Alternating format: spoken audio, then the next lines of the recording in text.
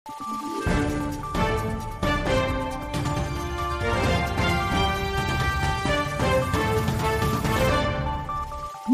araw, Pilipinas! Ito ang Valiente News hatid sa inyo ng Office of the Vice President.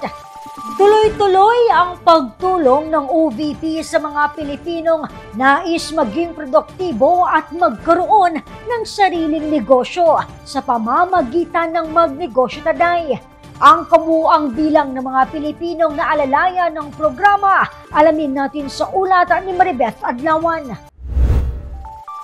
4 sa 5 Pilipino ang nagnanais magkaroon ng sariling negosyo. Base ito sa isang survey ng Okta Research noong 2023. Ang mga micro, small and medium enterprises o MSME ay may mahalagang papel sa ekonomiya ng bansa. Sa datos mula sa Philippine Statistics Authority o PSA, 99.5% sa mga rehistradong negosyo sa bansa noong 2019 ay binubuo ng MSME. 62.4% naman sa kabuuang employment sa bansa ay mula sa nasabing sektor. Karamihan din sa mga MSME ay pinamumunuan ng mga kababaihan. At upang matulungan ng mga Pilipinong nais maging produktibo, inilunsad ni Inday Sara Duterte ang programang Magnegosyo Taday noong siya ay alkalde pa lamang sa Davao City. At nang mahalal bilang pangalawang pangulo sa bansa, minarapat ng pangalawang pangulo na mas palawakin pa ang programa. Ang programa ay bukas sa mga kababaihan, senior citizens, mga magsasaka, mangingisda, kabataan, LGBT community at iba pang mga sektor. Sa datos mula sa OVP, umabot sa 16 na mga grupo na mayroong mahigit 1,000 na aktibong miyembro ang naalalayan ng programa noong nakaraang taon. Sa nasabing bilang, 5 grupo nito ay mula sa Luzon, 6 na grupo naman sa Visayas at 5 mula sa Mindanao. 489 na mga individual din ang pinaghandugan ng 15,000 pesos livelihood grant sa ilalim ng programa.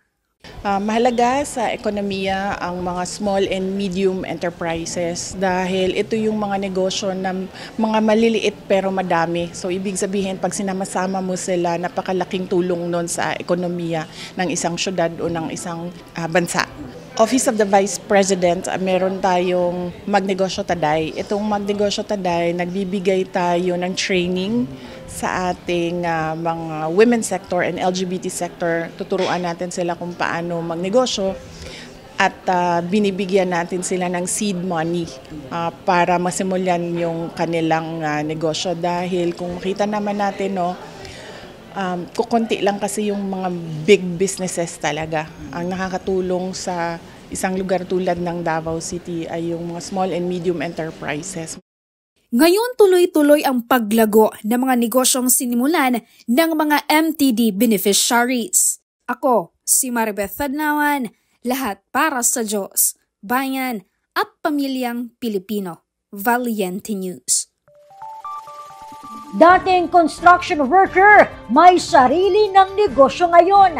Livelihood grant mula sa MTD, nakatulong sa unti-unting paglago ng kaniyang negosyo.